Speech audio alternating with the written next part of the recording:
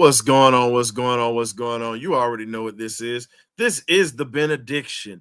We're going to go ahead and get this thing started because there's no need to be mad at this point because the Falcons are who we thought they were. So we're going to go ahead and get this thing started, man. I'm going to open it up in a minute. So let's go ahead and hit this introduction, man, because it's just too much to unbuckle right about now. So let's go ahead and do it. This is the Benediction, y'all.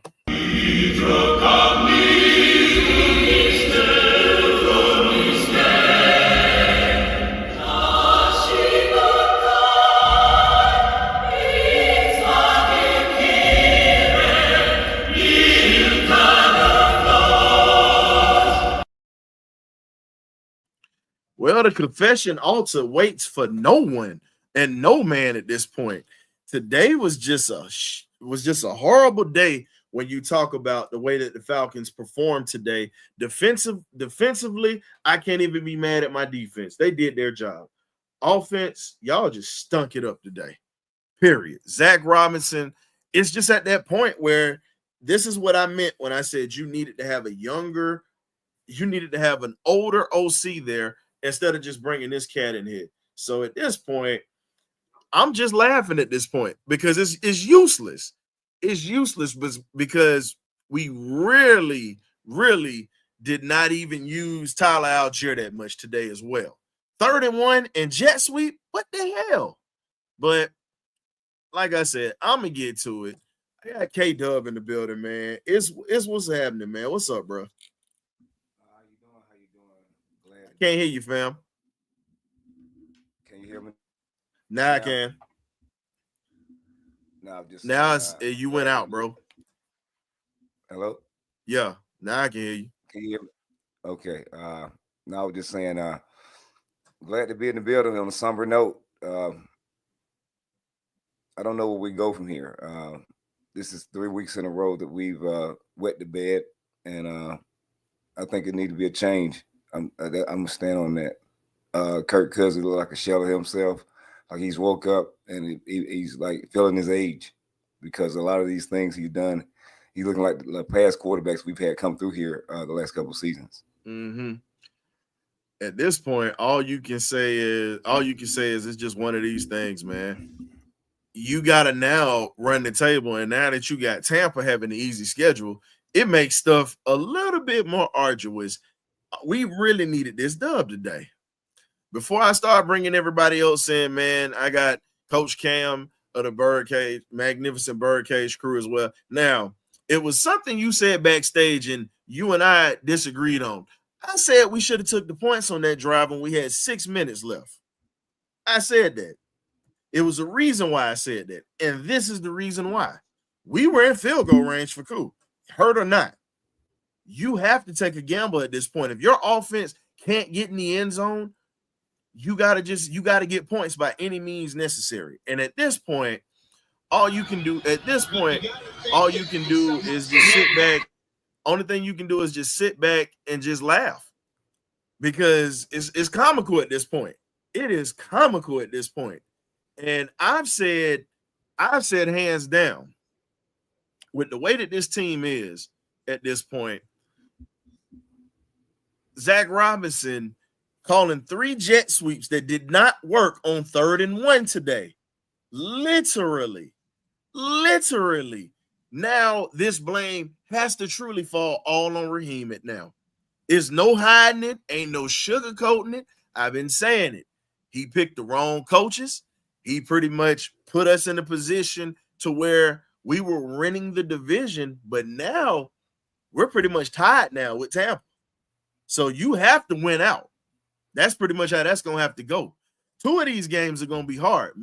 Arizona has given Minneapolis everything they can handle today. So, Coach Cam, I'm going to let you get in, and then I'm going to let C-Dub and then Thomas get in. We opening this thing up, but we gonna get nasty with it. I got y'all on mute real quick because I heard some feedback. So, Coach Cam, what you got, man? I'm gonna keep it short and sweet. I called it on Thursday. I said the 2 things that needed to happen was we needed to have a balanced offense, which did not have, we had it today.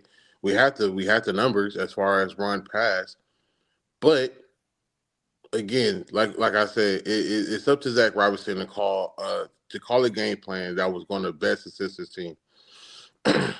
And three jet sweeps is unacceptable. 1, cool. 2, both stop. The third one shouldn't even been called. It's weird. Like, and I keep saying it, like, Zach Robinson is not a bad offensive coordinator, but he's not been in this position long enough to have the situational awareness of when to call certain plays and when not to call certain plays. Up until the point we were literally running the ball down their throats, and then we put the ball back into Kirk Cousins' hands. You never go away from what's working until they force you to do so. We willingly stopped doing what was working and gave LA all the momentum that they needed. You gave them way too much. I don't even know the right word I'm looking for, but you gave them too much life. You let them stick around in moments where it didn't need to happen. Again, the 4th and 1, I understood the gamble, but I still wanted the points. I said take the points. The thing is, the pick that he threw, that was unacceptable because there was no one in the area. You throw that to the end, you throw that into the bleachers. So, with Zach Robinson being my X factor for this week, Jimmy Lake being my X factor for defense, and Jimmy Cool being my X factor for special teams, you all failed. Every last one of y'all failed. And you all need to be fired immediately. And you put in a kicker that was hurt. And you got a guy that's healthy. I don't give a damn. They all need to be fired. No. You're not getting Cool what I'm saying. Kick, but Cool Cool is also injured today. I said he shouldn't have been playing from the jump. If he's hurt, sit him. I said this earlier. I know you frustrated just like all of us are. But hear me out. To the injury, Cool should have been sitting today. If he was injured, he should have been sitting. You brought in a guy off the streets and did not play him. No, I agree. But again, prior to the injury, Cool has missed some very crucial kicks that he normally makes. When you start to see that, it's time for him to go. But again, the majority of this blame falls on Raheem. Yep. Well, let me get C-Dub up in here, bro. Hold up, because you know you can go. I gotta let C-Dub because we got a lot of folks coming through. So we getting our quick soliloquies and we finna let them come through. And then we got Thomas next. C-Dub, turn your TV down, sound. Whatever you got going. It's turned off. It's turned off. Right. So what you got for us, man? All right, cool. Well, we wanted the defense to get more sacks. We wanted them to play. Well, I didn't know that. You know what? Can our offense not eat turkey right before the game? Because y'all looked asleep. I don't get it. And then if it's not our quarterback, it's our offensive coordinator. If it's not our offensive coordinator, it's our defensive coordinator. If it's not our defensive coordinator, it's our head. At this point, I'm just done. Raheem's going to take up for these guys. That the radio stations and all these people are going to be like, well, yeah, it's just one of those days at the office. The damn announcer on 92.9 had the nerve to go, guys, Kirk threw 4 interceptions, but he's a really good quarterback. Stop apologizing. You know who you should apologize to? Every fan that paid money for those tickets. For everyone that watched the games and do content for these games. Because I'm going to tell you, that was an embarrassment. We were told we had this great offense. Okay, so why can't Kyle Pitts get the ball?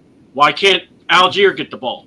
Why can't we just get the ball? Look at and I'm going to say it. Detroit has a damn great offensive coordinator who spreads that ball everywhere. We get a guy that's in love with the passing game or love with whatever. All I'm saying, I am fed up. And then when you look at Raheem, He's going to smile. He's going to be like, "Yep, that was good. That was a big one, guys. We just let it slip." So what's going to happen now? We're going to Minnesota. I hope we can go after and take advantage. I don't know. What you mean take advantage? If we can't even beat a team like this on a short time, you can't do that. No, you can't do that. Hold on. Ryan, do you hear what I'm saying? I hope, but I'm in my mind, I'm not picking the Falcons because I keep going. When I looked at the schedule at the second half before we started going these games, I said 3-3 might be what we get out of the last 6 games. We might steal one. I don't see where we could steal now if that was our effort. And I'm sorry. Kurt lost us this game. Deal with it. Cool. You missed a field goal. But I go back to the guy that's in charge of everything. This is what, you're in charge, bro. You pick these guys. I know we like to laugh at the Raiders and say, look at them. Well, I'm going to go here. The Raiders, at least they have Norv Turner with his son so that, hey, he can look at his son and go, yo, don't be playing that game. Don't be playing that card. We have nothing for Zach. And that's where I'm just like, what has Zach done to be up so elevated? You saw 3 sweeps and you couldn't get nothing positive. All right, guys, I know there's so many people out there. I love y'all. I just wanted to come in here and just blow my top for a little bit. Nah, you good. We just letting everybody get around because we going to get to the meat of this. We letting people say what they need to say, and we passing the mic. Thomas is next, Ron, and then my guy, what's that, P-Dub at the bottom? Yeah, P-Rich at the bottom. He's going to go next. So, Thomas, you up next, man. What you got for us? What's good, fellas? Let me give y'all some positivity that y'all don't want to hear. I've been busy. My elders is not doing good. Had a lot of stuff going on. That's why I ain't on. I didn't wait till everybody was shitting on Raheem to come in here. It just so happened I'm driving to Tampa today. But I'm not surprised by this. I'm gonna give y'all some good news.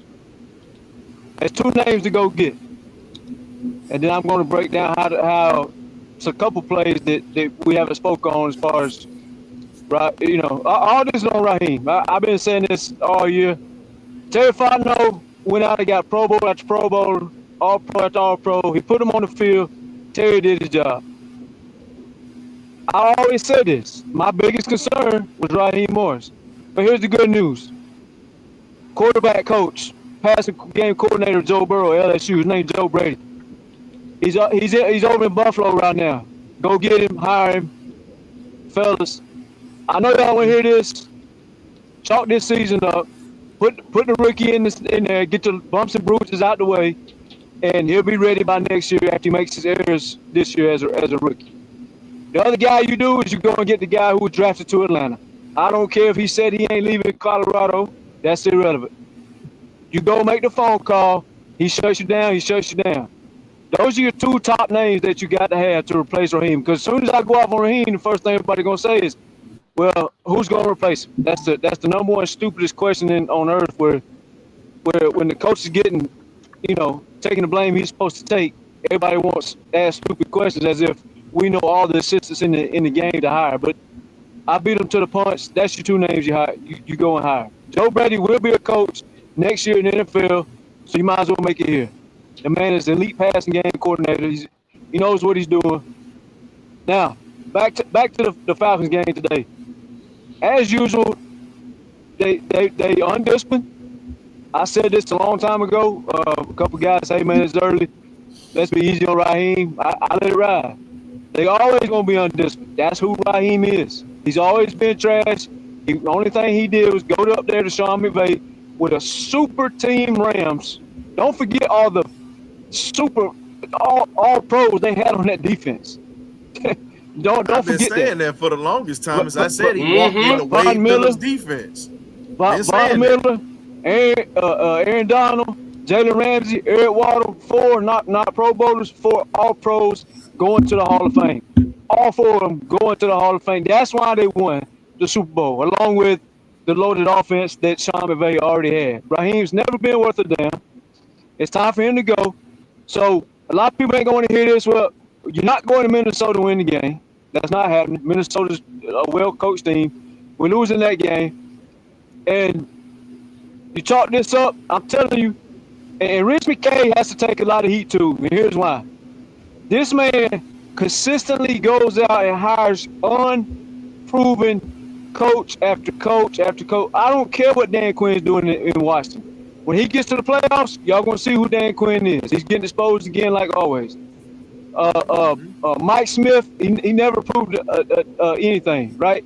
Arthur Smith never proved anything. The Steelers over there with the top defense in the game. That's why they winning all the time. Defense makes offense, so the offense looks better. Now you go out and hire Raheem. Track record been trash since he started in the NFL. He's never been worth nothing. So at this point in time, Rich McKay has got to be held accountable. He's the only problem there, though. The man's on the NFL board. Arthur Blank ain't gonna mess with that in the NFL board. So as long as McKay's still doing the hiring, we're in trouble. They need to can Raheem. Tell Terry Fontenot, listen, you do the coaching hire, man. Clearly, I can't do it. But the Falcons ran. Here's the last thing. The Falcons ran. Y'all talk about the 3 sweeps, right? What about the play where it was like 3rd and 4th and short, right? They put Algier in the game. What is Algier supposed to be doing on the 3rd and 4th and short? This man takes a toss sweep and goes outside and gets hammered 2 yards behind the line. Ain't that the Bijan Robinson play? That's not an Algier play. Algier needs to be pounding up the middle. And then I'm not defending Kirk, so don't get me wrong right here. But 2 of those picks was schematics from Jim Harbaugh. The first interception, that guy wasn't even guarding the guy that Kirk threw the ball to. He got off his route because he's been coached up by Jim Harbaugh, who is who I wanted to hire in the first place. He double pumped to give the corner time to jump that route. So it wasn't it wasn't schemed that way. Yeah, right. But the corner who intercepted the ball was not even covering the wide receiver the ball was thrown to. In other words, these guys have such high IQ because they're coached up. Why they coached up? Because you got a guy who's been to 4 NFC championship games, 1 Super Bowl, and he's won the college. These guys are coached up. That's how they make these plays. Raheem ain't coaching nobody up. Like I said, Ryan said this a long time ago. I said it. Fontenot has put the All-Pros on the field. There is no excuses to be had with this football team. You shouldn't even have to coach too much to make this team win. This should be easy because what Fontenot put on the field. But hey, I'm not shocked by this. I hung it up once I saw it falling a couple weeks ago. I know who Raheem is. I'm 48 years old. I've been doing this for a long time. I knew this day was coming. But Joe Brady, Deion Sanders, that's your first 2 phone calls, period. Thomas, let me give you this here because I got to move on to Ron and then I got to move this thing around. I'm gonna say this just to counter what you're saying, not in a bad way, but I've been saying Rich McKay has been the problem. When you have Terry Fontenot in here, first off, the man straightened out the books that was in pure hell, bloody hell. The salary cap was straightened out, and that was a major thing. Now that we got the money, we were able to bring in guys. We didn't bring in the right person. My man popped off screen. I was trying to get him up. So, that was C-Dub that left. P. Rich, I got you coming up, man. Where you at? Because you're supposed to be next, bro. Hit your on camera for me. But Rich McKay's a problem. He's made every coach hire. Think about it. Why do you think Tampa got rid of him? So I'm bringing up P. Rich real quick. So I'm gonna let P. Rich get on this, and I got to bring my man James after Ron, and then Great Bit. We're gonna let you jump on this. So Rich, what's up, man? What you got for me? Hey, okay, you can hear me, right? Perfectly. Hey, so I ain't gonna give a breakdown of the game because I know every caller that come on, they're gonna call and talk about the game or whatnot, the personnel, the coaches or whatnot. But what I want to say is, how long before we just go ahead and move on from Kyle Pitts, or before we call him a bust? When he out there on the field, he looks so lethargic. Thank you. I'll say it for you. He's a bust. Yo, he looked like he just taking up space, man. He not even trying. He come off the line soft as hell. Like when the ball in the air, he not going to attack. And the 4th overall pick, man. Come on, man. Kyle Pitts is the Arnold Ebiketie of the Continuously offense. stopping on his routes. Kyle Pitts is the Arnold Ebiketie of the offense. Let's just call it for what it is. The man gets 60 minutes of cardio. Let's be real on this. No, it's not just that. Ray McCloud had a walk-in touchdown, and his dumb ass decided not to block. Let's call it for what it is. I'm sorry to say it like that, but it's the truth. Ray walks in if Kyle Pitts blocks. Now, y'all want to call this man a unicorn. You guys want to say all of this. This is part of being a unicorn. You block. You are selfless. You want to win more than anything. But okay, you're uninvolved in the offense. You're become lackadaisical. Here's my thing, dog. Let your feet hit the bricks and you keep sliding, bro. We don't need you up in Atlanta. If you gonna play like that, carry your ass on. Rich, what you got, dog? Facts, man. That's all I want to say. That's all I want to say, man. He's soft as hell. He pissed me off today, man. I was every time line. He ain't got no kind of dog in him, man. No dog in him. Rich. Now I live here in Philly, and there's cats that know this dude up here. One of my guys is Dennis, who comes over here from another podcast. And Dennis, we will tell you, we know people who know this cat. Bro, he been like this since he was in high school. Everybody got enamored with him, and I've been saying this. He only ate because of Kadarius Toney, Freddie Swain, and Van Jefferson at Florida. That's why he ate. That's why he was a Mackey Award winner. But don't nobody want to talk about that. Now, I got Ron and then Graybeard and then my man James. Ron, what you got, big dog? Coach Cousins, you've been in the league way too long to be staring down wide receivers. You've been in the league way too long. You know better. Absolutely. Again, Zach Robinson, you know better. Your play action, your scheme sucks. You gotta do better. Yes, we got 4 sacks today. Why one day we have 4 sacks, but the offense don't show up? Well, 5 sacks, my bad. Why we have 5 sacks, but the offense don't show up? We always have one or the other. And Raheem, you got to get on the blade for this one, player. You should have let your boy go, Jimmy Lake. I don't even want to see Jimmy Lake. Hey Ron, look what you just said, and look what just popped up in D. Orlando Ledbetter's feed. Soon as you said this about Kirk, look what was said. Coach Raheem Morris said there's no plans on benching Kirk Cousins. Oh my God. So, and here's my thing. The only thing I say is this. We want to see, look, we all want to see Penix. I said at the end of the thing, my thing is this. We don't need Penix getting hurt over his foolishness, because guess what? You won't run the ball with Tyler Algier for number 1 on 3rd and 1, which is crazy, and asinine. You know McGarry was getting whipped on that side. You know this. Why didn't you put Storm Norton in, who is a solid blocker? I understand the money side, but if you got a guy that cannot block, sit him. Sit him down. Because guess what? If you put Penix in there and you got McGarry blocking, bruh, you got 300-pounders coming off the edge. And these next few games, we're actually playing against tough teams coming up. And guess what? Max Crosby coming off the edge with Penix standing with his back turned. Okay, who you taking on that bet? Right. That's why. Exactly. So if he get hurt, can I explain? For those 2 reasons. Let me explain something about the money situation. Let me explain something about the money situation real quick. I'm gonna make this short and sweet. This is why the money situation is overrated. If any of y'all are NBA heads and NFL heads like I am, you know exactly what I'm talking about when I break this down. This is why the money situation gets overblown. Money's not the problem. That's just the coach bailout. If any of y'all know who Duncan Robinson is, he's in Miami. He signed a $90 million contract. Halfway through the season, he wasn't producing for exposure. $90 million went on the bench. That guy didn't touch the court again until deep in the Eastern Conference playoffs when they started catching injuries. He came in and produced, yes. But that money situation is an alibi for all coaches. It's overblown. It's overhyped. It's bullcrap.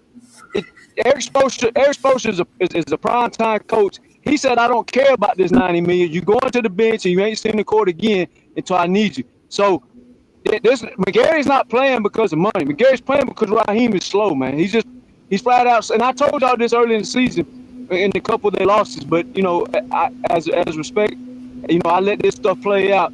But in that 31 run, I'm gonna let homie go. That 31 run that you talking about to the right, and then had McGary in. He also ran Algier 31, a toss sweep, which is the play I spoke on, far left behind Jake Matthews, and that's toward the end of the game. Remember, he got hit 2 yards behind the line of scrimmage and made it 4th and 3 or whatever. That wasn't to McGary. That was another bad call. Here's the thing, Ryan or C-Dub, any of you guys that may have kids, or anybody else on the panel, if it's an event day at school, right? As the head of your household, your kid knows not to lose the money that he's taking to school to buy what he's got to buy that day, right? But what do you do before you drop him off to school? You grab him by the shirt. Hey, son, I love you. I know you always listen to me, but you're never too good to listen again. Do not lose this money. Make sure we get this purchase. I gave you this money for a reason. That's on Raheem Morris to go up to the offense coordinator and say, "Hey, sir, these 3 toss sweeps you keep doing is nonsense. Hey, sir, this toss sweep outside to Algier on 31 is nonsense. Hey, sir, this play that Ryan just spoke on, running behind McGary with Algier. No, we run Algier up the middle. We pound the ball, sir. I know you know what you're doing. I know you know where this money got to be spent. But, hey, just a little reassurance. I'm the head of the household. This is what we are going to do. This is what we're not going to do. And that's why Raheem Morris got to get out of here." But once again, do Raheem man up and tell his best friends, Zach Robinson and Jimmy Lake, stop the BS? No. If he obviously he's not doing that. That's the problem. Wait a minute. You said you was gonna be short. Your ass is long right now. Look, I got a deep waiting. I got you because my man been waiting at the bottom of the screen, waiting patiently, and I got to let him get his turn, and we can chime in on that. But I'm gonna say this before I pass this to him. Here's my thing: when you talk about this situation, if he would have said something already, and the time that he should have said something was after that New Orleans game. Mm-hmm. That's when he should have said something. Long time ago. Because you lose to a 2-17. And then you give them life, and then you lose again to Denver the way that you did. Mm-hmm. That should have been your conversation right there. If anything goes worse, like we say in the military, you're being relieved of your duty. So, Jane, what you got, man? Before I get started, I want to say hey to everybody on the panel. And I know y'all upset and everything. I'm a little upset, but I'm not upset. I'm getting a little bit under the weather, so I'm gonna be short-winded. When it comes down to it overall, I can't really say nothing about AK because AK had a sack today. 2. So that was major. That was major in a sense because he been catching cardio and everything like that of that nature. This whole season basically, but he showed up today when he was supposed to. So I can't give him smoke.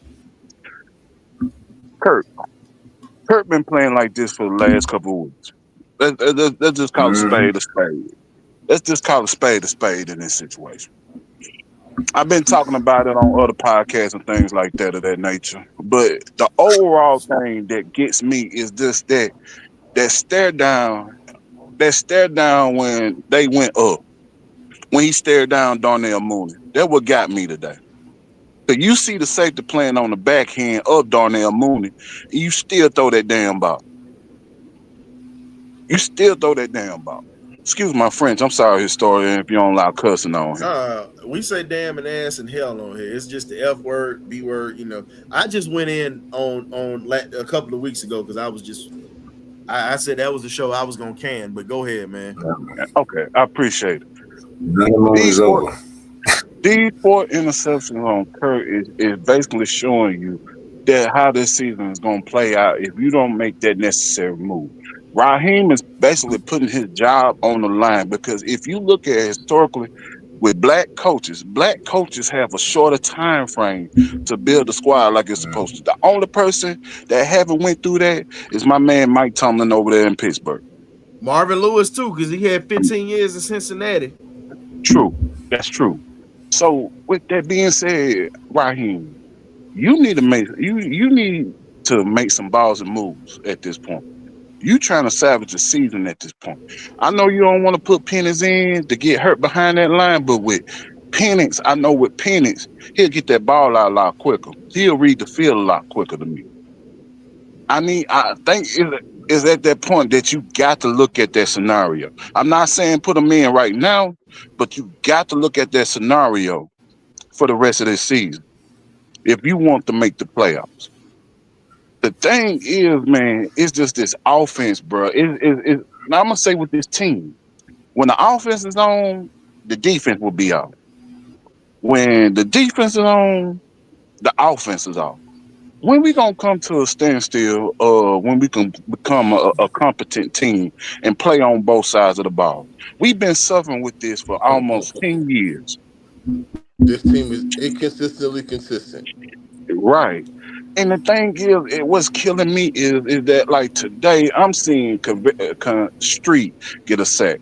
I'm seeing Greater Jerry getting a sack. Like I was saying, AK with 2 sacks. And they playing ball. When we going to become that team that we can play on both sides of the ball? I know even with that Super Bowl team, we weren't really that consistent on both sides, but we clicked at the right time to make that Super Bowl run. You at a point in the season when scheming should not be a factor. You should be playing the game at this point. You should know what you're doing. And it seems like every week it's something. And this week, unfortunately, it's Kirko, Mr. Kirko 2 Chainz. It's completely on him and Zach Robinson today. They both got to get this smoke. And I'm gonna keep it short and simple. I'm gonna let y'all rock.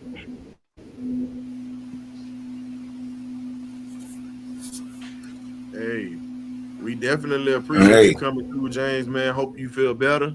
I know this thing was abysmal to everybody that's Falcon fans right now, but hey, we got to let Graybeard cook for a little bit. So, hey, get better and have a better week, man. Hey, at least we still got the dogs at least right now, because the damn Falcons right now just dropped the ball today badly.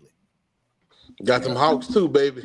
Yes, well, sir. in my situation, I'm not a Dogs fan. I'm a Bama fan, so I still got the butt. Sorry you know what? Drop him Everybody down. can't be perfect, but it's okay.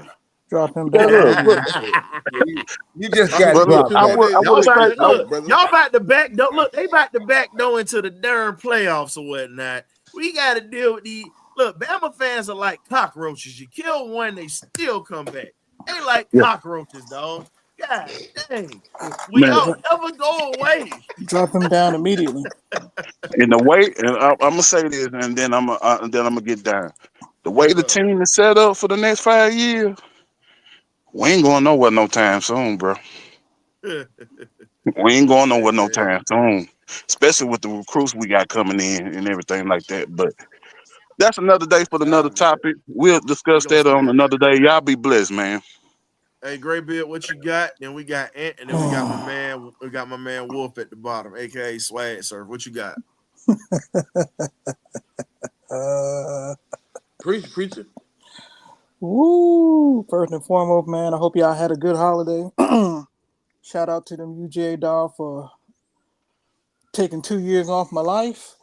Let's go ahead and talk about the elephant in the room. Bad coaching.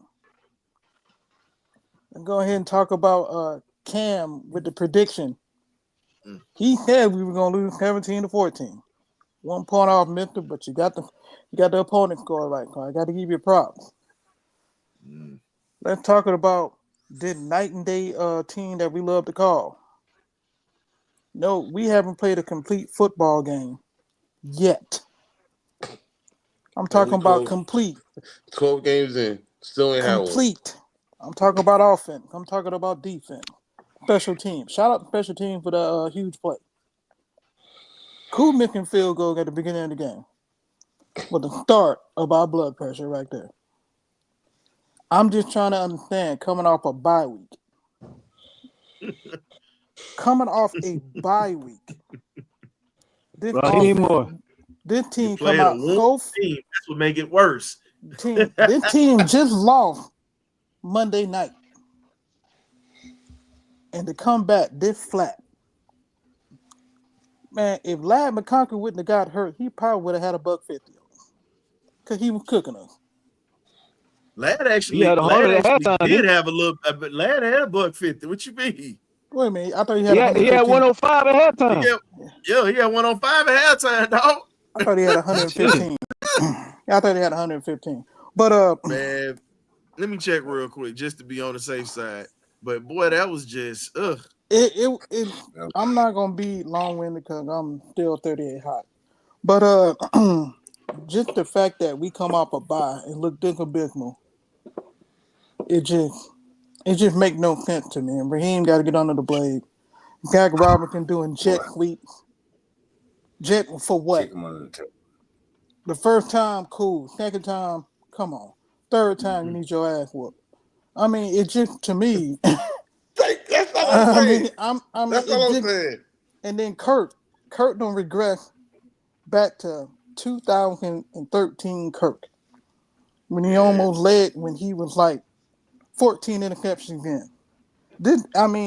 Everything he threw that 5 touchdown game. He hasn't been right. Worse. He's been worse. But great bit, I said it in the chat. Right when we had 6 minutes and we were literally in the red zone, I said, take the points. Coaching. Take the points. Coaching. And we didn't. We went for it and Kirk throws a pick. And I'm sitting back like, now you got to go get 7. Because on that last drive, all you had to do was get in field goal range. I get Kuz hurt, but he still is well enough to kick. So again, you had a chance to win this game. It might have not been pretty, but you would have had a chance to win it, just like the Dogs. The Dogs didn't play pretty this weekend, but guess what? They found a way to win the game. And they played more football. Keep momentum going. We killed our own momentum in this game, and the defense had 5 sacks today. 5 sacks. The defense in the second half literally held the Chargers offense in check. And Kirk Cousins killed our momentum. And for it our ain't reward, just Kirk. Damn, Zach Robinson killed it. Stop it, run. It was Zach Robinson. And that fall on Raheem. That's the thing, everybody. Man, y'all gotta call all the stuff out. Like I ain't defending Kirk because I want to chalk it up and go ahead and get Penix bumps and bruises out the way. Let a rookie play this year and get his learning curve out. But y'all got to look at. I understand Kirk was bad, but if we're gonna talk about the team, like first of all, you unprepared. You come down there and you squabble the first drive and get no points. That's on Raheem. That's the whole offense. Yeah. That's not Kirk didn't throw an interception on the first drive, so you can't just sit there and ignore everything. The Algier runs outside where he's a power guy up the middle. That's not on Kirk. But Kirk was ass. Don't get me wrong, but it's the reason it's on Raheem is because like homie just said, when coaches come in, there's no tape on the coordinators, right? So hiring first-year coordinator, that shit sounds cute and all. But what happens is after about week 6 or 7, like Ryan said, he wanted to see is a 7-week sample size. He wanted to see. Here's what happened. After 6-7 weeks, NFL's got tape on you. After NFL's got tape on you, they adjust. Here's the big question. Once they adjust, can you readjust? Can you play chess or you stuck in checkers? So because they're going to adjust to you a matter of time. And like Buddy just said, he said they regressing. The whole team regressing. It ain't just Kirk, but Kirk was trash today. Yeah, I mean, yeah. I'm not saying Kirk is the only person that deserves to get on the blade, but he the only one that went out there and threw them picks though. That's the key thing. Yeah. I mean, people. He didn't call 5 short yardage plays wrong. 2 of them was Algier, 1 left, 1 right. He's not an outside runner. That's wrong. 3 jet sweeps. That's wrong. That's 5 plays other than the terrible interceptions. The whole team has been looking trash, for how long now? Kuz missing field goals. Like the one homie Cool need said, to go. if you ain't gonna replace the coordinators or you ain't gonna replace you ain't gonna replace the quarterback, then guess who gets replaced? You, dog. Head coach. I mean, I Exactly. agree. Yeah. I agree. I So mean, it Hey, just for look, me. I'm for I whatever we need understand. to do to move forward. and I understand Anthony, everybody want to keep picking. I'm pinning. I want to keep pinning too. Yes, sir. I so don't. But I here's don't. here's my thing though. If we can't get Kirk ready, what makes you think we're gonna get Penix ready? if you can't Well, protect him, it ain't Penix gonna needs to happen. go through the trials and tribulations and the bumps But and bruises and the Thomas, learning curves. But you don't Not want to when but you're in start a the fight brand for a new hey, but season. here's the playoff. point. Not But when here's you're the in a hunt thing. for a playoff season. No, you do But not. here's the thing, because we gotta This ain't no let Ant go playoff season. next. We Even if gonna we be make the on this. playoffs, we going home round one. You know that. But here's the thing: if you throw Penix in there and he has nobody to protect his blind side, you're asking for trouble. You asking for this dude to get hurt. Mr. Because Blank. let's be real, this dude already got an injury history. Don't nobody like to talk about it. Oh, he's here. Here's the thing: Yeah, but what if he starts you running have for knee first downs and injuries. stuff? But here's the thing: you on his blind side is the side that McGarry is on. Now, you want to risk your future franchise quarterback getting hurt again. He already hurt his shoulder. And then you also talk about 2 knee injuries. I can tell you about the knee injuries, my boy. I got 2 of them right here. And trust me, arthritis sets in a hell of a lot faster than you get 40. I'm 37 and I got it in my right knee. I can tell you right now. The last thing you Okay, want so you send help over there to help McGarry. That's been your doing- job as the coach. We've been doing that with but here's Kirk. the We thing: still couldn't get it done. even with you putting He somebody ain't been in that helping spot to McGarry though. help Me and him, Ryan been calling this out every week. but here's the thing: even if you put a tight end over there to help him, at the same time, Charlie Warner definitely is a blocking tight end, but it's got to be to a point to where we're gonna have to bring somebody in to replace Kyle Pitts. And what you got, man? Because you've been waiting, and I got my dog Wolf at the bottom too. Wolf, I see you, Dirk. I ain't gonna take long, but I really want to hear what Wolf got to say. I gotta hear what Wolf got to say. But first of all, how you guys doing? Thank you for letting me come in. I'm gonna start with the positive first. Jimmy Lake, salute. Made a lot of adjustments during the bye week. Defense played their butt off.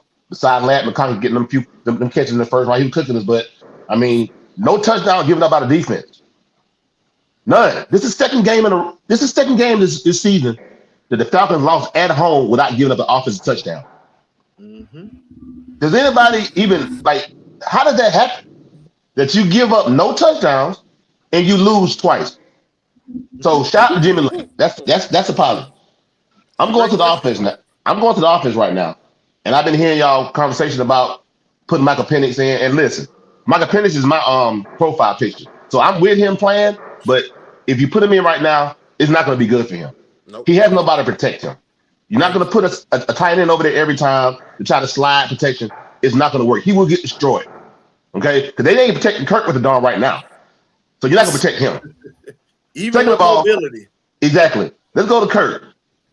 You paid this man $100 million to be a grown-up in the room. You paid him $100 million guaranteed to come in here and not make decisions like that on the football field. And I don't think Desmond Ritter had a game this bad last year. That's saying something.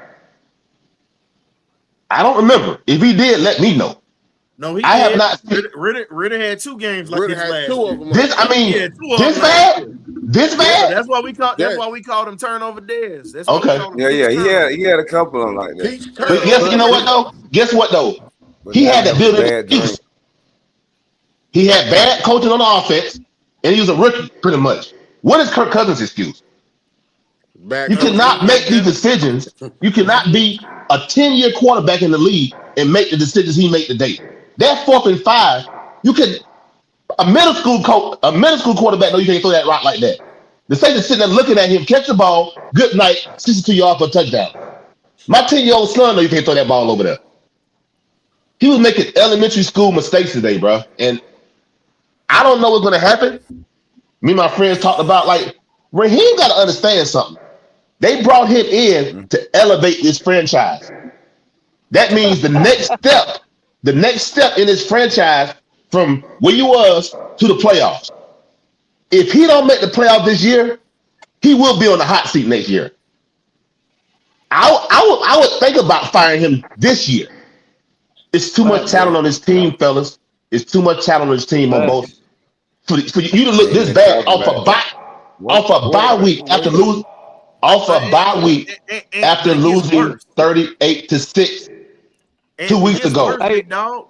Guess what? And This what about team the had a coin short flip? week. What about the coin flip? They said normally you're supposed to get the ball to the other team. They said we're gonna take the ball and still screw it up. That's on the coach too. Here's the funny. Hey, wait a look, minute, but here's the funny I part. was hyped about that though. But now here's the funny part about this. This gets even better. The Chargers played on a short week. The Chargers played on a short week, and they're banged up. They didn't even have J.K. Dobbins. Nope. They didn't even have J.K. Dobbins. So, Ant, you definitely are right about all your assessments. We had all that time to get right, and guess what? We gave up the draws. And I don't think this is a situation that Austin Blank is going to sit around and be like, okay, we'll give Raheem 2 or 3 years. You don't have 2 or 3 years, sir. You have this year. Yep. You came in at your second chance of being a head coach. No, I didn't go get no experienced offensive coordinator. I didn't get experienced defensive coordinator. I got first-year coordinators. Why? On a year, you had to make the playoffs now. He didn't want nobody to take his job. We all said this. I said this. Thomas said, hey, Guru said this. I said this. Cam said this. We said straight up. You decided to bring in guys that were not a threat to your job. Absolutely. That was the reason why you brought these cats in. And it was a lot of people saying, well, we got to trust what he do. No. Any competent coach is bringing, if you're going to have young guys on that staff, you're going to have grizzly old vets who have been there that are going to be called that are going to be calling the plays, but they're going to let you put the game plans together. And they're going to tell you yes or no. That's pretty much what's going to happen. But again, that's that arrogance. No, I'm sorry, Wolf. I got to call it for what it is because I know you from New Jersey. I know you from around the New York, Jersey area. That's that Jersey arrogance right there that fool got. Them damn Jersey folks are literally like that. Trust me when I tell you this. I live up here with these cats. When they think they right and they stand on something, they not budging. You can have a gun to their head and tell them, I'm about to pull the trigger. Guess what? No, the sky's orange. It's not blue. It's orange. Go ahead and pull that trigger. That's how they are. And Raheem got it honest because he's that stubborn to where, guess what? He ain't gonna call his boy Jimmy Lake out. Nope. He's not gonna try to bring in somebody to help Raheem. You got Jerry Gray in the building. Don't be surprised, fellas, if Jerry Gray walks after this year. Do not be surprised. I wouldn't blame him. Jerry Gray walks. I'm letting you know this now. I don't blame it at all. For those who wanted Raheem Morris here, for those who wanted him here, I support him because he got the logo. I wanted, as I said, Steve Wilkes. If Steve Wilkes goes to Carolina and Jerry Gray walks, I'm on Raheem's head. I'm gonna say it like my man Wolf because I'm gonna pass it to you. Hey Wolf, I'm gonna use some terminology y'all use up there. I'm slapping off his kufi, dog. That's where I'm at with it. I'm knocking off his kufi. So if you standing there defending Raheem, just know you an enemy at that point. I'm letting you know this now because there's nothing that you can do to persuade me to common sense at that point. It's no common sense with this dude. None. I don't get it, man. Wolf, what you got, dog? Because John at the bottom waiting too. So I know this getting ready to be good. You got Wolf and John getting ready to go back to back. Lord help us. So all I want to know is what happened to the swag surfing? What happened? The waves got flat, Wolf. What happened? Wipe out. And this is the Raheem Morris effect set in. That's what happened. Fell out the chair laughing. I'm sorry, y'all forgive me for that. Look, this is why listen, I done shot over 200 before my channel got took. I shot 200 videos. I've done almost 100 lives, right? And what I'm saying is this is a bigger issue. This is a bigger issue than what we think. This is the problem with society today, with football fans in general. There's 4 types of teams in the NFL. You got 4 teams, average teams, good teams, and great teams. We were a poor team that just got to average because of our quarterback. Our quarterback is not elite. He's average. Kirk Cousins has never been a quarterback that's in the elite conversation. but his agent is an elite agent. Yeah, that he is. Because the NFL is the only sport where that position you can be average and get paid. Listen to what I'm saying, gentlemen, because if you're an average quarterback, and I take it back to Matt Flynn, who had a couple of games in Green Bay, and Seattle gave him $20 million until Russell Wilson took his job. It's the only position where you can be average and make a living. Yeah. But you see how quiet people got right there, Ryan? You see how quiet I'm laughing. I'm laughing because I was letting him go. Kirk's above average, but he ain't great. Okay. You can't have 3 or 4 game winners 4 weeks in a row and be average. But I agree basically what you're saying. Okay. Now my second thing, Ryan, is this, and I'm gonna leave it there. What the hell did Raheem Morris say in the job interview in Colorado on a horseback riding situation that Arthur Blank gave him the job in the Yellowstone last season finale with the horses? What did he say to Arthur Blank? That Arthur Blank went with him over John Harbaugh. Jim Harbaugh. It was Jim. Why are we skipping Rich McKay? Whatever. And Belichick. And Belichick.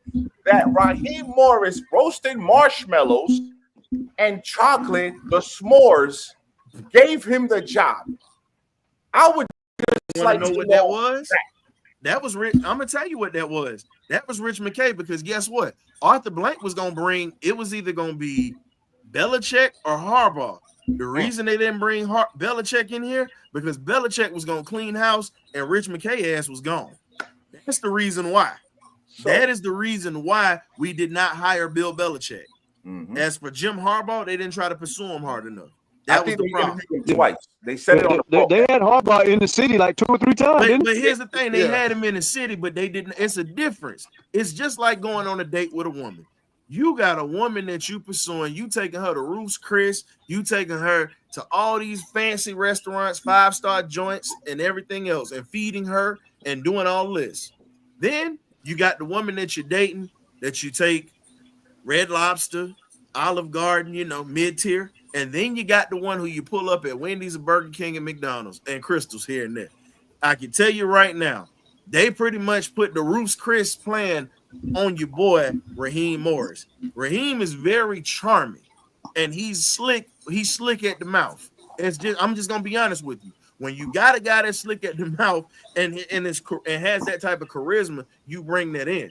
As they said before, Terry catching blame for this, but go back and read the tea leaves on that.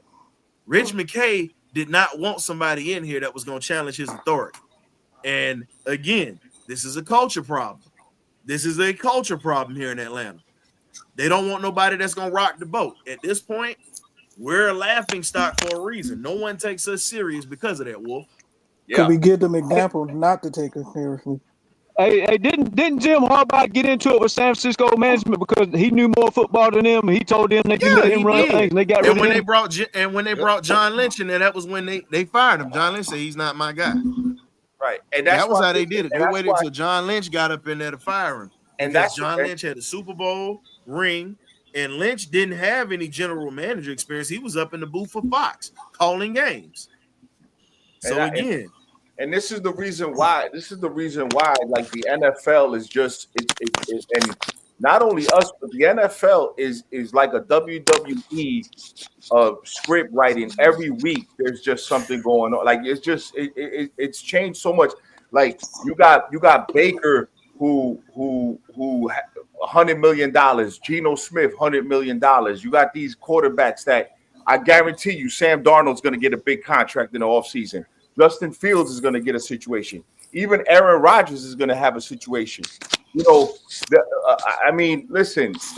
Look, we went from being poor to average, and I thought that. Listen, being an average team, I thought that we would be better than what we are now. But I lied to myself as well.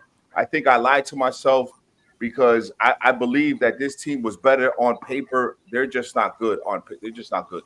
They're just not good. No, I don't think you lied to yourself because I think you, like a lot of other fans, we all saw the product what it could be. Yeah, what it could be, and we kind of got sold on that. So now that we're really looking at it, these guys ain't coached up, man. And now that we're looking at it with full lenses and our eyes wide open, now we're seeing, oh, this team is really flawed fundamentally across the board. All three fading. And I've been preaching that for the longest. And Wolf, I've said this a long time ago. I said these decisions were going to be a question mark for Raheem at this point, because if things go bad, how are these young coordinators going to respond? Just like it's just, I'm going to go back to it, and then I'm going to pass this to Big John because he's sitting down there, and I just know that look. John going to give us one today. I see that look in his face. We need one. It's just like an old school prize fight. How do you think about it? I'll give an example. It was just like Sugar Ray Leonard in that Durant fight, in that first one. You try to stand toe-to-toe with somebody and you don't have the preparation and you really are not thinking, you're going to get beat. You're going to get beat. And this is what happens with Raheem. He's standing there trying to slug with a guy that knows what it's like to be in a slug fight, that knows what it's like, not just in the NFL level, also in the college level. Jim's won a championship. He did it in college. He took a team to a Super Bowl and literally was not too far away from winning it. So again, you got a guy who's won everywhere he's gone, and he's done it methodically. And hate him or not, Jim Harbaugh is one of the smartest coaches out here. Say what you want about him. You might try to say he was a cheat and everything else, but when you talk about common sense and understanding how to coach, the man knows how to coach. I'm not going to rag Raheem too bad at this point because I've done enough of that today, but I will say this. Raheem, you about to start living on borrowed time with me, partner. Big John, what you got?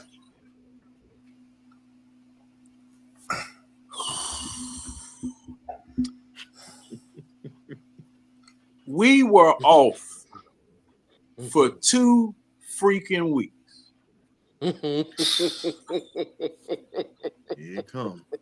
We didn't go to work for 2 weeks. We were on Ryan, you know exactly what I'm talking about. We was on annual leave for 2 weeks. Went on vacation. Came back, time to go to work. You didn't have the damn nerve, the wherewithal, the sense to even clock in to start getting paid. You didn't even hit the time clock. You just went right the hell out there and had an accident right there on the workroom floor.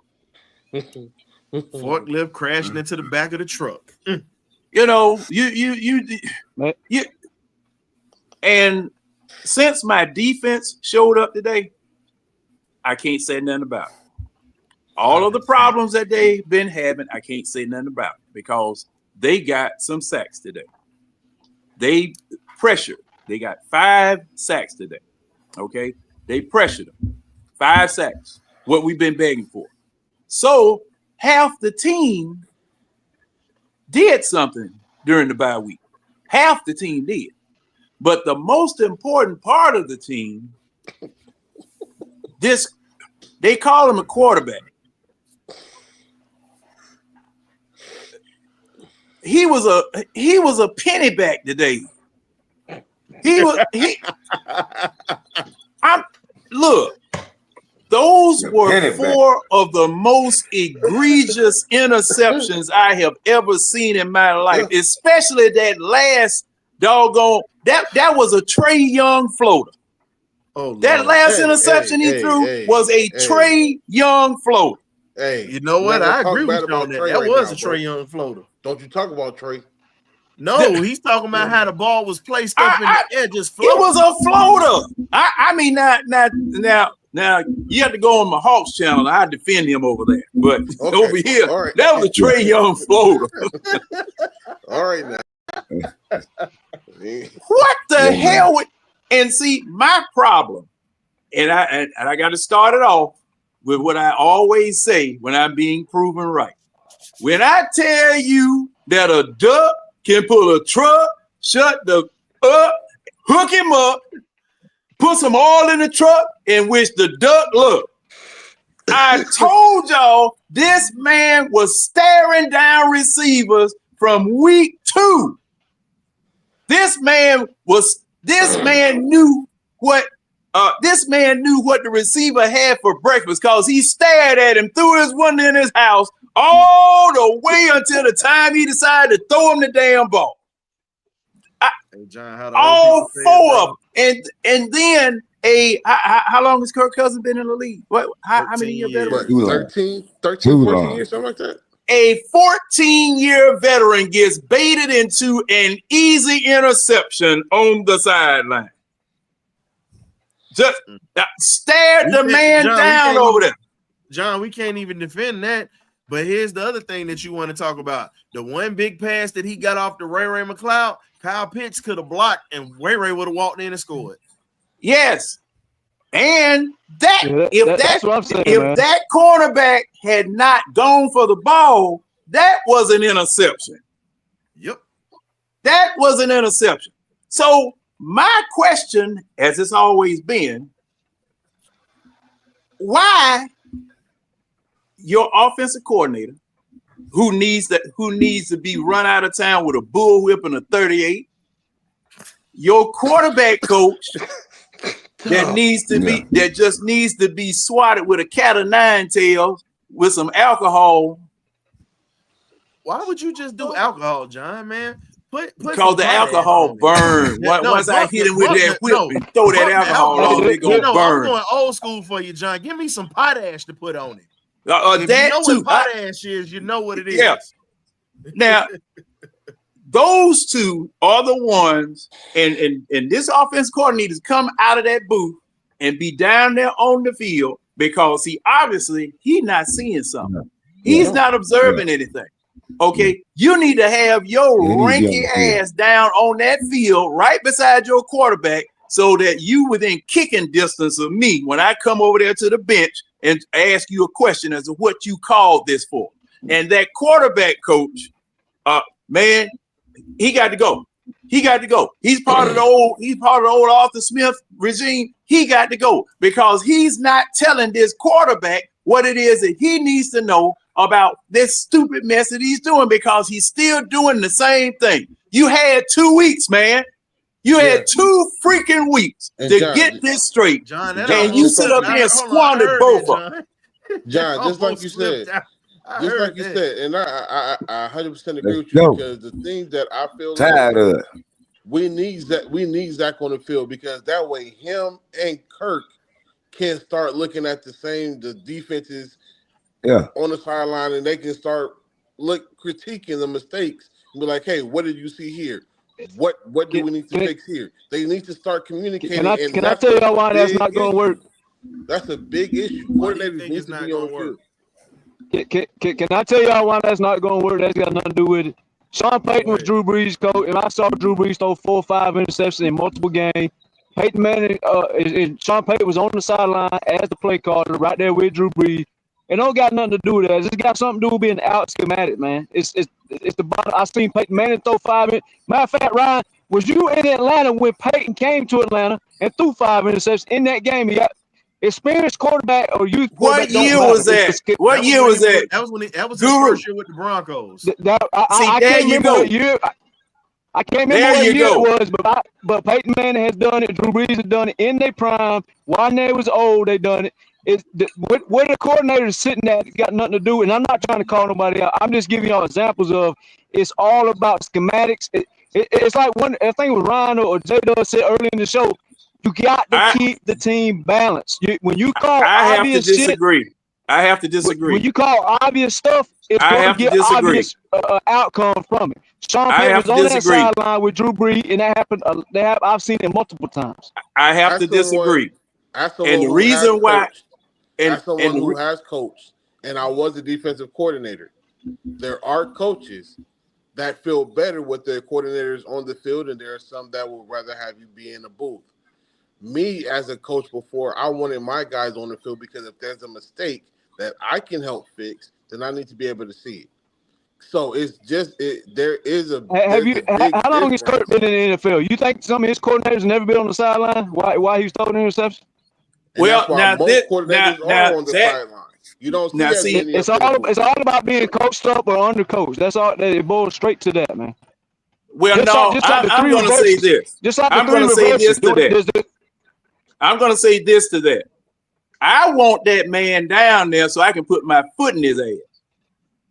That's why I want that man down there. I don't want to be talking. No, boss. I don't want to be talking to this man up here in this booth, because the thing is, what you're doing up there in the booth is not helping me down here on the field. I need to ask you this face to face. What in the world are you doing, man? What kind of plays are you calling? And that offense and that quarterback coach and that quarterback coach and that quarterback coach, I want to get in his grill. And that part I'll be doing in practice. That part I'll be doing in practice. Right. But there's coaches on the field who snatch up people who are not even the play callers. That's the coaching. Again, you can make up. You can do this, that, and the third. The bottom line is Raheem Morris' job is to grab up everybody. Not wait for somebody else to do it. No, you the leader, you the head of the household, you control your house. If you should be grabbing him, matter of fact, Raheem should be grabbing him before the offense coordinator even get there. Raheem should already be on it. Yep. That's the coach's job. That's true. And John, but that's been the problem. Raheem that's true. Too laid back. We've all said this. Now that's true. Now I go along with that. Raheem Morris should be in that quarterback's face, just like Parcells and them used to do back in the day. Now, thing is too, there's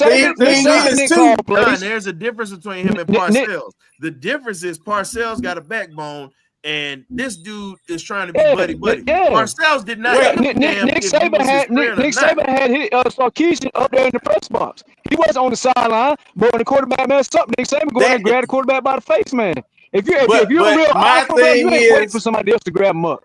But my thing is that in practice, away from us, since we can't go up there to practice or whatever, they should have their foot in these people's ass in practice. Okay, when they practicing during the week, getting prepared for the game. Now, because thing is that this is not taking place. This is not happening. Hey, hold up. So I got to shut practice and game. Your coach's job ain't done after practice is over. So hold up. So I kind of gotta turn this up. I know we into it, but we just had two people that's been down here waiting. Kool-Aid and Larry. Kool-Aid came in first. Larry, I got you. We'll definitely pick that back up because that's gonna be something I'm bringing up this week. Since y'all brought that up, John, about practice, I got you. You know what? I'm gonna send an invite to you this week on Thursday so you can come in and talk about that because I already see where you was going with that. I got you on that. Kool-Aid, what you got, man?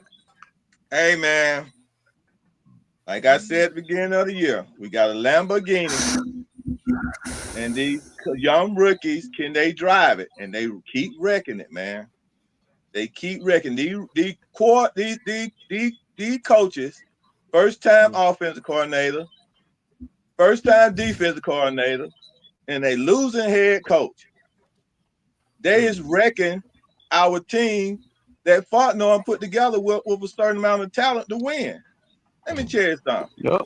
Raheem said on the radio, that man was going to do play action.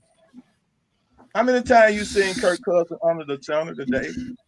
Only one time he ran a quarterback sneak. Mm-hmm. How many play action? Quarterback trying to run the pistol offense, man. They running the stinking pistol offense, and you on 3rd and 1. How? But he told a lie. He said you're gonna do play action. But I mean, we saw that Kirk Cousins plays better from up under the center and play action football than he do anything. And then second of all, you had a bye week, but you decide to let all your people and you losing to go have some fun and party instead of trying to work on getting some new plays in. That y'all could not tell that defense knew everything that we was doing? Bingo. They was in our plays like they was making tackles like like they was in our playbook. Yep. They was on our route like they Yep. was on our routes like in our playbook. You see what I'm saying? I mean, every route they ran, they were Yep. running right into the defender. I mean, they didn't have nothing new. Everything I seen today was old stuff, man. I could have told you what they were gonna do. I mean, this is just pure dumb coaching, man. I don't care what quarterback, what player you Yep. put out there. When you got dumb coaches, you're not gonna win with dumb coaches making bad decisions for you on the field. And then that pick six, Raheem should have had sense enough to punt the ball. You know your darn kicker got a sore hip. You 4th and 5. This was not the time to try to take a gamble on it. You were still up by a point. Punt the ball and pin them down into the red zone. Your defense is playing good football. It's just dumb coaching. I'm a person who always put it on the coach, man. I know some players don't execute. And then I got to say this, I'm going to let it go. Pitts. Man, the man still smell like perfume. He put on perfume. He left the field smelling like perfume. The man had a thing hanging off of his back of his outfit, and it still stayed folded the whole game. The man, he didn't try. He stopped running routes. That one route where Kirk was trying to throw it to him, he didn't even keep running on that route. Man, I mean, I'm just saying, man. That's all I got to say right now. You let my man go, man. I'm gonna give you something because you spoke on coaches. We talked about guys that was groomed or whatnot. And Larry, I'm gonna let you jump in on this one after I put this out here. If anybody know who Jesse Minter is, if you're a fan of the game, Jesse Minter is a hell of a defensive coordinator. And Jesse Minter was groomed. He was groomed. And I'm not talking about just on the NFL level. I'm also talking about he was groomed on the collegiate level as well. The man had a Royals Award.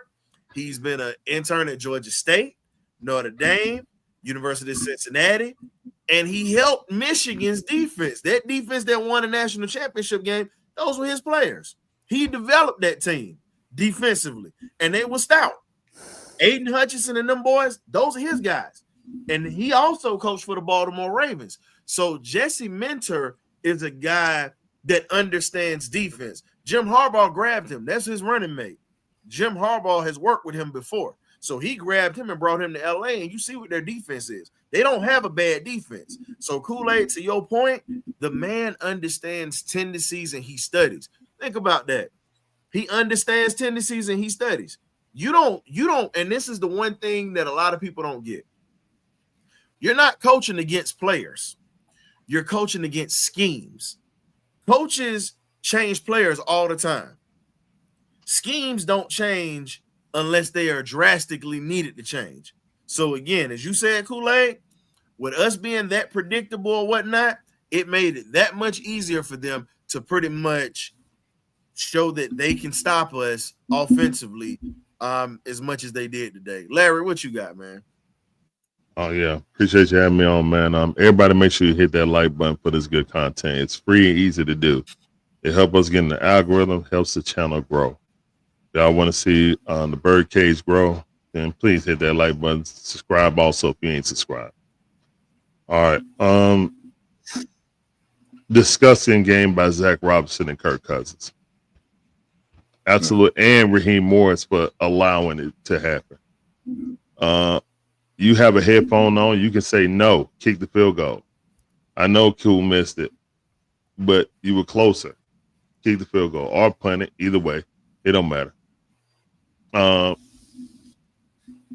Also, the fact that Kurt threw that lollipop up there in the sea of like 5 people was disgusting.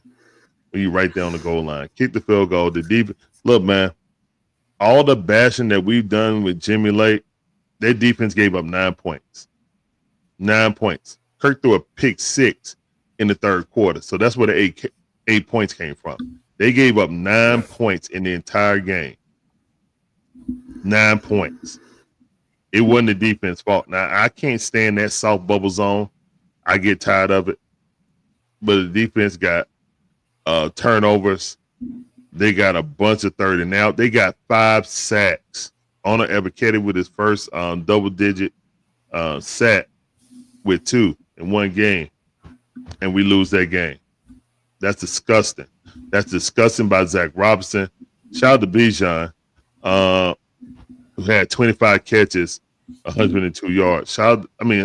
Rushing attempts. But yeah, overall, man, that's disgusting. 2 jet sweeps on 3rd and 1, one with Drake London and one with Ray McLeod. Disgusting work. Like you hit the triangle button to flip the play and you thought it was going to work going to the other side. Like you're a dumb Madden player. That defense already showed you that laterally they were quick enough to get on anything you did. Where you were getting your bread was buttered was running between the tackles, running in the A and B gap. That's where you were getting your bread. Yep. You wasn't getting success running out, even with the pitch outside. You wasn't getting nothing but about 5 yards. Yeah. Where your bread was buttered in between the A and B gap, and we just went away from it. And then Kirk Cousins out here is literally regressing right before our eyes, doing what John always hates, sitting there staring down Drake. Like he sit there and stare down Drake and Mooney, like he don't see nobody else. Like it's a linebacker running right next to this guy in the zone. Like every time he threw a pick, there was somebody literally in the spot. And I didn't even listen to the post game. We just got off, and it's just like you threw that when there's clearly was a defender or 2 defenders in your eyesight, and he's becoming the problem. Now, I did hear somebody come on the stream on the post game, and they were like, "Well, Coach Raheem just said that Kirk Cousins gives us the best chance to win, so there will be no coaching change." That came out of Coach Raheem's mouth. How? All right, the game before, 2 weeks ago, we played the Broncos. They played on a Monday night, a tough game against Kansas City when they barely lost. Okay? On 6 days rest, we came out and got our backs blown out by the Denver Broncos. Come out with 2 weeks rest. Seemed like everybody was eating a whole bunch of Thanksgiving dinner. Nobody was prepared. Maybe we had one walkthrough practice. We looked unprepared. Well, at least Jimmy Lake prepared. But the offense, they got a book. There's a book, like I said before when I was on here. There's a book on the Falcons. And we're not figuring out how to counter what our tendencies are. We are not really dissecting what our problems are, looking hard in the mirror. Well, they played a good game. On to the next game. Let's game plan. Now we need a game plan against ourselves. You feel me? Like we need a game plan against ourselves and not just think, okay, well, we lost that game, on to the next one. We got to find out our tendencies because it seems like there's a book out on Zach Robinson and it ain't getting solved. You know what I'm saying? That interception when he threw it on Drake's side, if you go back and look at that play, the safety said, drop down. I got the deep man. Mooney was going deep. Drake went a deep out. The corner peeled off. That play was designed to pick off Kirk Cousins because he goes to Drake and zoom in on him way too much. That was game planning. That was literally like, I know your tendencies, and we're going to try this. But if he didn't, the safety was beat. But he wasn't looking at Darnell Mooney. But you know what also didn't help either, Larry? That drop that Drake had on that 3rd down. That didn't help. Because he had the 1st down and he just dropped it. That was just like... Yeah, I mean, drops don't help, man, but play that designs, was a crucial drop because that right there could have kept the chains going and really kept that momentum going. Because it was just rough. It was rough to deal with, like you're saying, but you gotta call it out. Your 1st round pick, you're a big time player. You've made plays like that. You got to be able to make those type of plays. That's what the great ones do in clutch situations. Yeah. And Pitts not running hard. Yeah, Pitts just quitting on these routes, man. He's lollygagging out there, man. He just earning the check right now. Like I wouldn't even But be mad if he just up cut on him them out. Well, routes, don't pick up his option. Yeah. I've been saying this since last year. He always quits on his routes. When he's not featured or he's not thrown out enough, he's not going to go full out. I think they done just put him out the playbook because like they didn't even want to go to him. I mean, but why would you go to somebody if they can't be dependable? Let me say something I on mean, that. I'm not saying do go to him. I'm not saying do go to him. Let me tell you. I heard them. Could I say something on that? Yeah. I heard them ask Kirk Cousins straight up about going to Pitts, and this is what he said. He said, "I would love to go to Pitts, but I cannot force balls to Pitt." But you force ball to Kirk Cousins. Great. And Mooney. What he is saying is that Pitts is not running his routes to get open for me to throw the ball to him. He's not going to. No, I know that. In there. So he only had one person that he trusts to force balls to.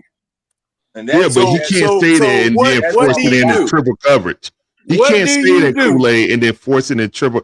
Throw a lollipop up to Drake in the triple coverage. I understand that. I know. I'm saying that because that ball right there, that ball that he threw. He should have, especially when he threw in the end zone. Should have threw it in the fan. He should have ran. He should have ran the ball. No, the field was wide open for him to run that ball. So Carolina's being Tampa Bay right now. Wide open. But yes. Carolina's being Tampa Bay right now. And great news, Wolf. And we probably gonna need Carolina to beat Tampa Bay. I can't believe I'm rooting for Bryce Young, but I am right now. That's crazy. Let's go. That's crazy. So it's only the second. It's only the second quarter, but I'll take it. Right. So Ryan, this is where we're at again. The NFC South, right, is absolutely garbage, right? And with the two garbage cans that I had in the video, garbage, right? The NFC South. And the problem is with the NFC South, we do not have on all four teams. There's no superstars. On all four teams, there's no legitimate superstars. And by the way, none of these teams in the South can beat the monsters of the AFC. No.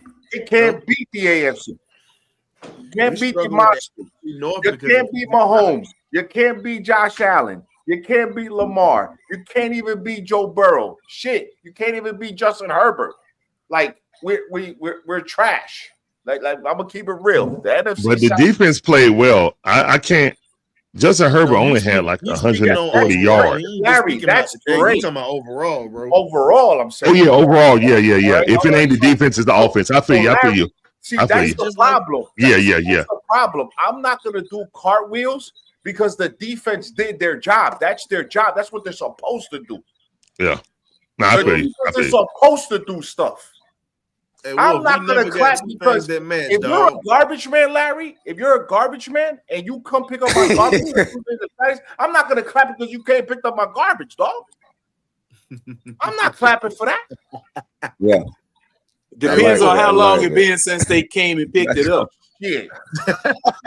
I don't care what if it's Tuesday and Saturday and you not here, it's a problem. Then I gotta get another company or something. Yeah, I'm going to say this. I'm going to say this about that. When they do their job at the proper time, I got to, good job. I got to give them an attaboy. Same thing about the offense. You got to give them an attaboy. However, now, just like I was trying to tell the other gentleman over there about the coaches being down there on the field. See, thing is that when things are going wrong, like what we saw with Kirk Cousins, there's got to be some hung in rear ends immediately. Immediately. No. With the quickness, like the old folks say, with the quick, expeditiously. Because those 4 interceptions. See, whenever I do my drive charts, every time there's a possession, and that possession doesn't end up in a touchdown, that's 7 points. 7 times 4 is 28 freaking potential points that you threw away. Just threw away because of the fact that you sitting up here staring at doggone receivers. And I just can't get over that part. I can't get over that. with a good defensive effort that you rarely had during the past 3 or 4 games, you got it. You got it. If anyone's been watching the BirdCage for any time that we've had Kirk Cousins, the one thing that I said, the one thing that he reminds me of Matt Ryan is they both have a tendency to stare down their favorite receiver. And he does it week in and week out. If I'm a corner, I'm watching his eyes. He doesn't even have to look into the backfield. Just watch Kirk's eyes. He'll tell you where the ball is going every single time. I'm going to give you this. I'm going to give y'all this. Can I say Go something? ahead. You remember when we went to the Super Bowl, we had Shanahan? Yep. Okay. Was not the plays that he called, the receivers were wide open during that time to the Super Bowl? Coach knew how to scheme up an offense. That was the thing. He was raised in it. He understood That's exactly what I'm talking about, man. We got coaches, man, that is just fresh out of they so green, man. We gonna have a long ride with these coaches. It's gonna be a crying shame, man. When we bring Penix in, you're gonna get the same stupid play calling. You're gonna get the same stupid decision Raheem gonna make. This is gonna be the problem unless their mindset change, man. I'm just telling y'all guys, this is what y'all see with Raheem and this coaching staff. Unless Raheem get the guts to fire his defensive coordinator, fire his offensive coordinator, and go get some real coaches that can say, you can take my job. Yeah. Then we ain't going nowhere. You understand what I'm saying? Yep. These Ricky Green coaches are not going to win. I mean, Fonda can go get some mutants, and these stupid dumb. You still got to call the plays. You got to call the plays that going to beat the defense. You got to call the plays that going to beat the offense. It's chess. I hear everybody talking about chess. It's coaching against coaching. When it comes down to getting down to the real nitty gritty, it's coaching being coaching. You see what I'm saying? We got the bag. Problem, though. I mean, and then we won't even play about coaching. hard, But here's man. the other problem: you have coaches on this team that don't know how to identify talent. They Exactly. don't. You won't even put Hodges That's one on of the the biggest field. problems. How Hodges is not getting no burn, man. I'm still trying to figure out. You need another receiver on the field. What I've been saying all this week, I'm fellas. trying to figure. He caught your comeback. The one that we should have lost. If London wouldn't have went down, he wouldn't have been in the game. And remember what he did the week before. He balling on special teams. He making tackles. Yeah, he's tackles. doing The man a lot. is balling to earn to play. That's the play to get some playing time in that spot. If you're gonna spread wide, you should have everything on the field that you can have, every talent that you're gonna need. I'm gonna tell you right now, you do not need Pitts on the field as a wide receiver. Period. That should be Hodges' spot. He's the fastest man on the team. He gonna spread the field. He gonna draw somebody over somebody. This is just my opinion. I got scammed. this year. We all got scammed. Yeah, we got scammed. We all got scammed. Well, we all got like hit with fools. I got catfished. And this is what I want to say. Look, Rod, I went to the Kansas City game, right? Went to the Kansas City game. I bought my tickets. I went to the most expensive game there is so far this season, and probably for the rest of the season, right? When that flag was on Pitts, that he said in the press conference, what did Raheem? I love my money. I love my money. Well, guess what, Raheem? I love my money too. You worried about a $15,000 fine, and you get paid $3 million a year? This is the ride that I'm on right now. This is the ride. That was the framework of the team right there. Right. That was the embodiment of the team right there. When you don't stick up for your guys, exactly, that shows me enough. Exactly.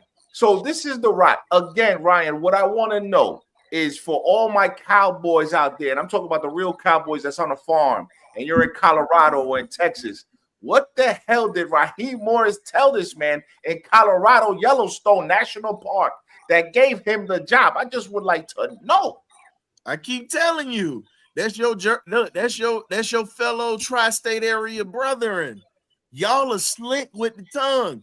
Arthur Blank is from Brooklyn. He liked that BS that Joker was selling. Yeah. I keep telling folks this mess. He loved what this man was selling. He didn't like the fact Belichick told him up front. Okay, now look, this is my last question for everybody in the panel, and I'm gonna shut up. This is the last question. Has anybody ever seen Donnie Brasco, the movie? Yes. Yeah. Okay. In that movie, Lefty got sent for twice. The first time he didn't know he was gonna get killed. The second time he knew he was gonna get killed. Where do you think Raheem Morris is? On that second time.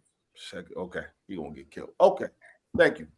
I'm saying that because you've been bad, about man. It's bad. Yeah, here's the thing. You were and I gotta wrap this up because we're at time now.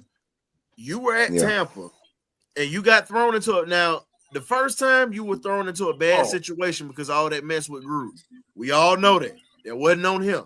He took him to the playoffs, but then he ended up losing that job.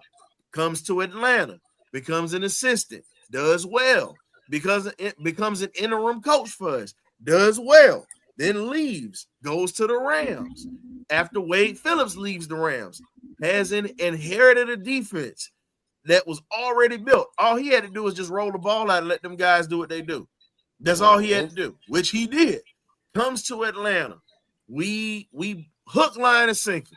We see the defense in the first game against the Chiefs put the fear of God in Darren Patrick Mahomes. We all saw that. And we're like, okay, we got something here. We see what happened in the Pittsburgh game. We stopped their offense. At the end of the day, I told you 7 to 8 games, I'm going to see what this team is about. And I've been saying that. We're at week 13. We are who we are. It's just like it's just like this here. You either got dog in you or you don't. And we don't. And I'm gonna tell you this here. I got more confidence in the Georgia Bulldogs winning a national championship right now with all the mistakes that they have made this year, and as up and down and inconsistent and as inconsistent as they've been this year before the Falcons win this division now. And the reason I say that is because of coaching. And you see the difference when you have a real coach that, and I'm going to give you an example. Glenn Schumann was getting cooked in that doggone game as a D coordinator from Buster Faulkner. He was getting cooked by Georgia Tech. Kirby took that thing over the end. Kirby, you were relieved of your duties. Kirby Smart for the last 10 minutes of the ball game and all through all 8 overtime. He said, "I got coaching that overtime. The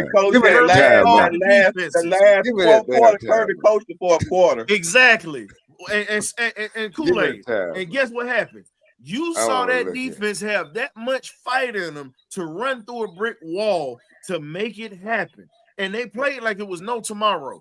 Even when they got penalties on them in the overtimes where Tech could have won it, they kept fighting. Let's be real. We have yet to see this team fight all 4 quarters like that. And see, this is the thing. And see, this is the thing. Even in that Georgia Tech game between the 2 coaches, Georgia Tech coach did not do what a Nick Saban would do. You had the top #1 passing quarterback on your team that helped you beat Miami, and you did not have the guts to put him on the field. The reason they didn't put him on the field was because what would have happened? They'd have burned his red shirt. Brett Keys was playing chess with that. So he would have burned his red shirt. So what that mean? If they would, I don't know about all that. Happened. So he would only have 3 more years left, Kool-Aid. It'll mess up his eligibility. You can play 3 games out the season, and once the season is over, I didn't know nothing about all of that. That's why. That's why Justin Fields left Georgia. That's why Justin Fields left Georgia because 3 years though, right? He would have had 3 years, right? He would have had 3, but here's the thing. Okay, the quarterback would have had 3 years. But listen to what I'm finna say. This is what I'm finna say. That man was crying at the end of that game. And Coach Arm. If that game means so much to him, bump that 1 year that he would have lost. We winning today. You see what I'm saying? This is what hard-nosed coaches make hard-nosed decisions. Bump tomorrow.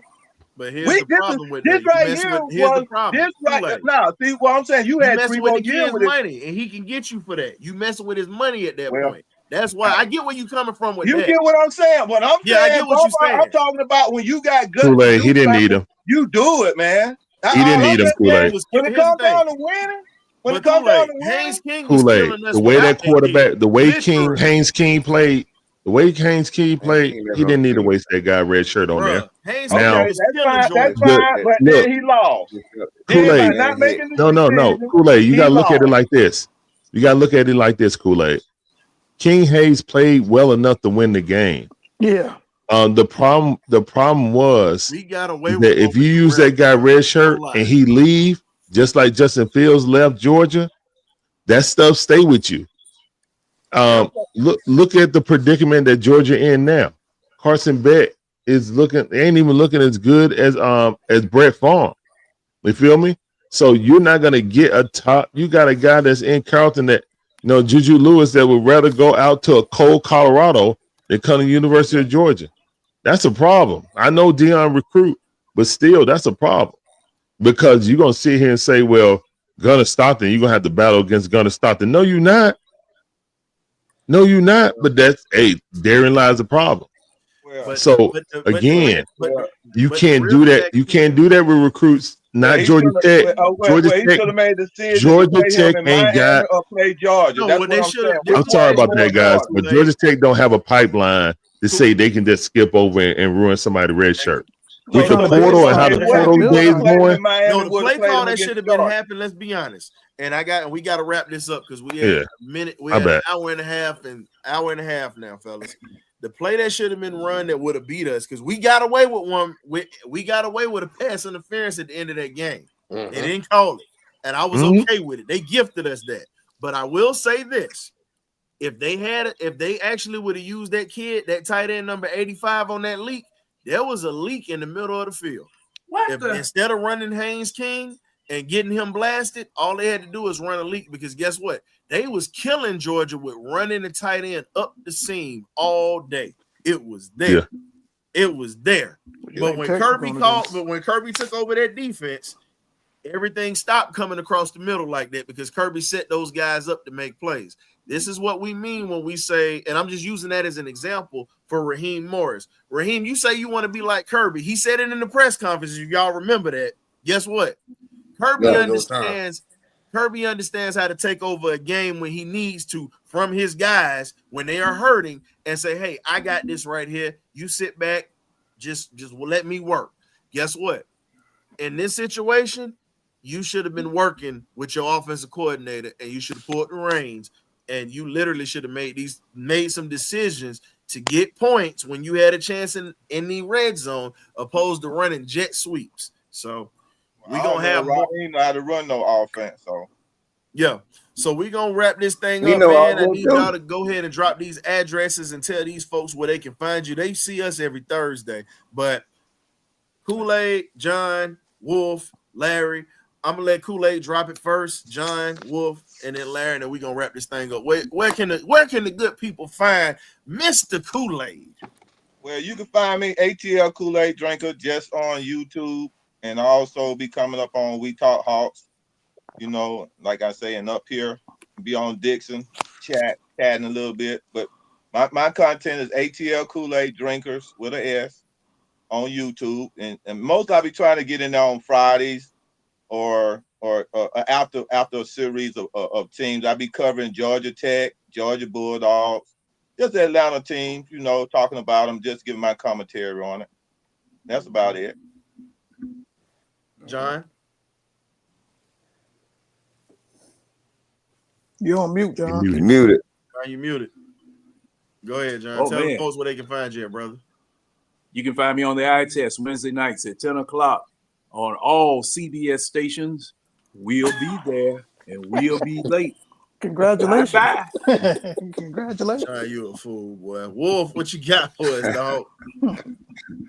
Hey, man, Wolf Solidified, man. Come give your boy a follow. Come give your boy a holler. Listen, man, it seems like Ryan described all the description. He described Dan Quinn 2.0. Brotherhood. Arthur Smith 2.0. No. No. He's that dead kid playing ain't Quinn. 2.0. No. Yeah, he was the guy that he was coaching with. Dan Quinn 2.0. And whatever your favorite motivational quote is, I guarantee you Raheem Morris has read it. It's your boy Wolf Solidified. I'm on X. I'm on YouTube. Come give your boy a holler, man. Thank you, BirdCage, for letting us up. I hope everybody liked the video before you guys came in. Everybody came in. I hope everybody liked the video in the chat and all this live. And give these boys a follow. They talking real sports all the time, man. I appreciate you guys. Thank you. Appreciate you, Wolf. And Big shout out Larry. Fight that we've been waiting for. Shout out to all the content creators too. Larry, Kool-Aid, John, everybody, man. Everybody. Yes, sir. And Larry, go right ahead, my brother. I appreciate you having me on as always. Appreciate everybody watching and the panel. Yeah, you can find us at the Dixon Way on YouTube, Twitch, TikTok, Rumble and X, or Twitter, whichever one you want to call it. I'm thinking about doing it on Instagram also, but we'll see. But yeah, we just provide live commentary for all our favorite sports team, me and the beautiful Shonda. Yep, sit on this couch right here and watch our favorite sports teams disappoint us. And you guys sharing the disappointment with us. Yeah, very disappointing loss. We looked like we were unprepared out of 2 weeks of rest. A team on a holiday break with only 6 days. Really, they probably only had 1 day of practice. You know what I'm saying? You recover on Tuesday, you come back Wednesday, you are probably sending everybody emails because everybody's leaving for travel on Wednesday. They eat, come back on Friday. They got to travel.